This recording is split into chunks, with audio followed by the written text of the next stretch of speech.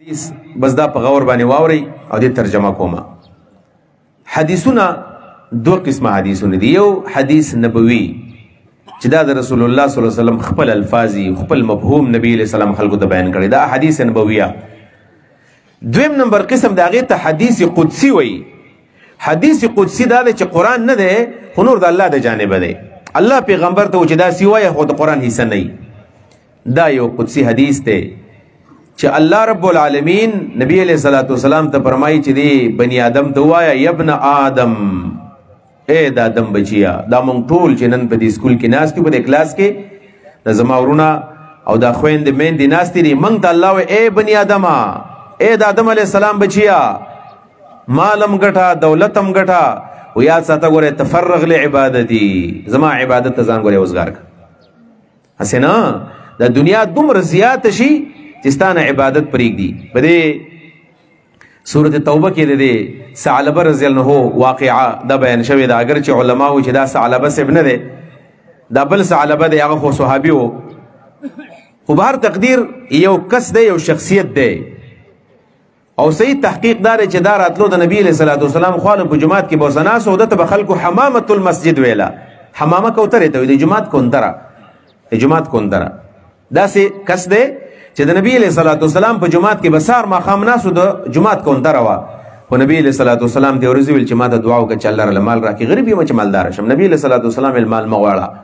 او دا مال انسان بیا خرابوي، دا مال انسان بیا عبادتونو ته پاتې کوي، مغواړه د الله حق باندې شور کولو ور کوم با فاصدق زب خیراتونه کوم کنه، زب بالکل خیراتونه کوم، خو ته دعا وکړه چې الله دا مال راکړي. اکثر دا کم غریبان خلک چی کنه منګ چرته یو راشي دواره ته وکړه چې الله مال راکړي، او د کلی کې د چانو بیا د پلاني په شان نه ګوري چې مال الله راکړي کنه، دا مدرسې به زه چلوم، دا جماعتونه به زه جوړوم، د کونډو د غریبانو د یتیمانو ټول خیال به زه ساتم. ته دعا وکړه چې الله ډېر مال الله راکړي، نو زړه مې ډېر غني دی، ډېر مالدار دی، پراخه دی. نو دا مطالبه دی چانه مکوي که دا مال الله درکو، دا موږ له چې الله نه راکړي نو موږ کې ځای نشته دی، ورنه که الله مال راکړو نو بیا ګوره موږ په دې کې باز کېدی نشو. نو نبي علیہ السلام علم غواړه مال، خو هغه چې کله داسې ډېر شدت وکړو نو بیا ورته نبي علیہ السلام دعا وکړله الله مال ولا ورکړه. هغه داسې مالدار شو چې راتو مالدار شو. او مالداري داسې و چې داسې مال ګډې بېزې واغېستلې، هغه داسې ورو ورو زیاتې شولې. نو چې څو ورځې وشولې ظاهره خبر د مال به غره ته بوتلو، پټو ته به بوتلو، نو چې بیا به راتلو نو کله به یو رکعت شي او کله به 2 رکعته شي. نبي علیہ السلام پې نظر و، بیا داسې په قلاره به جمع لاړله، بیا به داسې وشوله چې مونځ به پاتې شو، او بیا داسې کله یو 2 مونځونه به راتلو، 15 وخته مونځ پاتې شو. په آخر کې داسې وشو چې مال کله زیات شو، درې ولا واغستله، بیا به د جمعې مونځ صرف راتلو، صرف د جمعې منځله د مال په وجه باندې د هغه نه 15 وخته مونځه د شپږ ورځو مونځونه ته پاتې شول، شپږ ورځو ورځ باندې به راتلو. او په آخر کې خو داسې شو چې صرف په کال کې به راتلو او لاړو مال دولت. او حتی چې د زکات میاشت کله راغله نبي علیہ السلام پسې سړی ولېږو، ورته ویل چې زکات ویل شي زکات. هغه نبی علیہ الصلوۃ والسلام داسې یو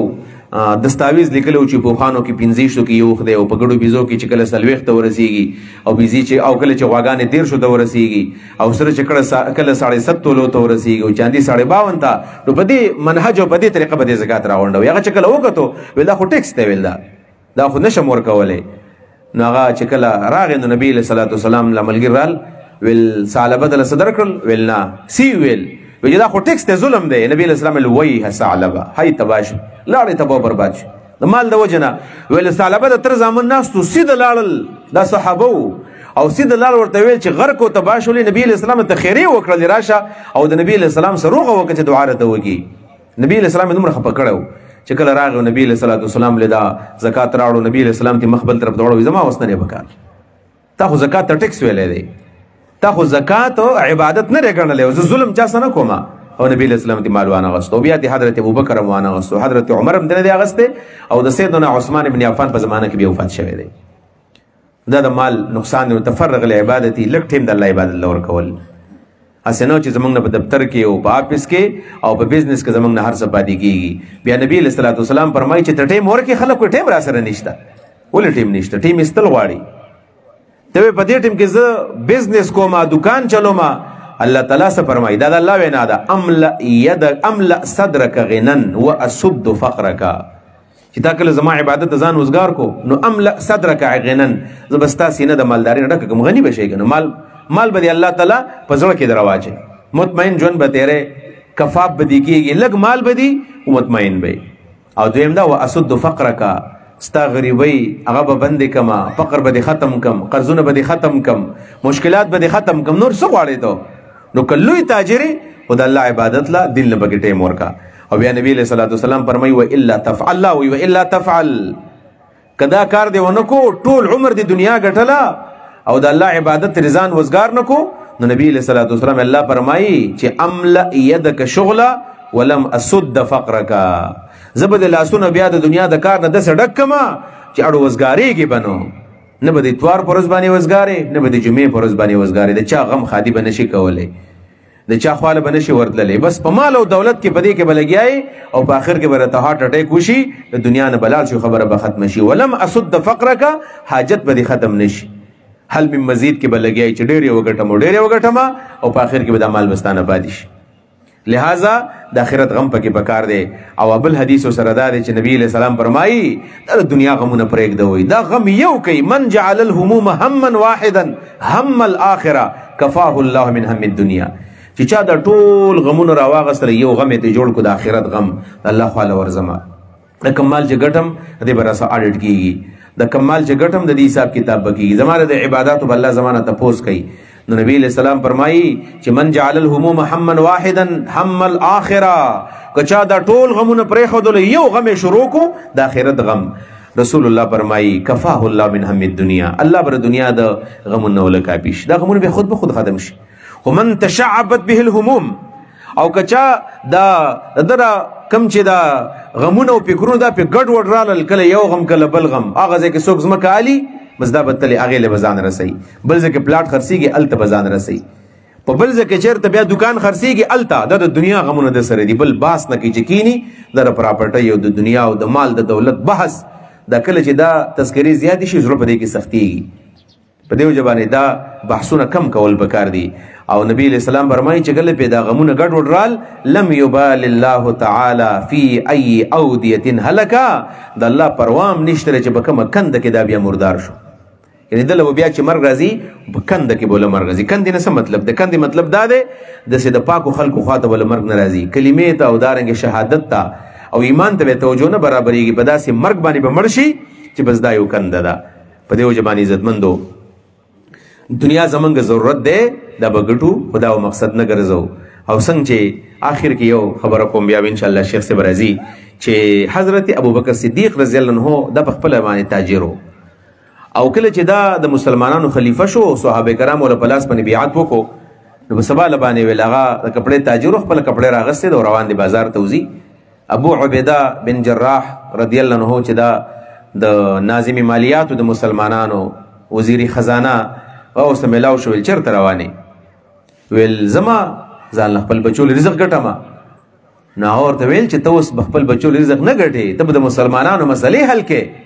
ته به ناست په جماعت کې د رسول الله په جماعت کې خلک بس تا خواله راځي وی زما بچي به څه خوري ویل موږ به د غم وکړو او صحابو مشوره وکړله وی چې موږ به د سرکاري بیت المال له 4000 دینار به سالانه منګه دا به موږ ورکو ابوبکر صدیق رضی الله عنه ولا ابوبکر صدیق صاحب الله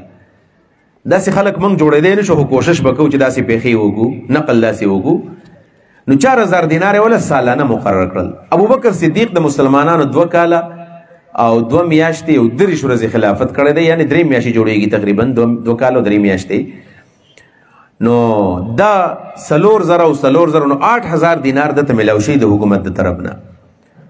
ورته په ژوند کې دا واقعا ډېره معروفه ده تاسو به اورېدلې وي چې ورځ کور ته کله راغی نو دا ولا سالانه ورکوي خو روزانه یومیه خوراک به له هم راتلو د بیت المال نه یومیه خوراک به هم راتلو او سالانه ورته 4000 روپۍ ملاویږي نو ورسې کور ته راغی نو د بیت المال ناظم ته ویل دومره خوراک به رالګي چې زموږ ګزاره کېږي ځکه دا د حکومت او د اجتماعي مال دی نو دا موږ نشو لګولی وایي کور چې راغی نو زنانه وله خوږ شی پخ کړی و څه حلوای وله پخ کړې وه ورته ویل چې دا چېرته وه ما خو کور ته داسې خواږه نه دي راوړي نو بیبي ورته وویل چې دا مې داسې لږ لږ به جمع کول نو د هغې نه مې نن ښه خوراک تیار کړی دی دا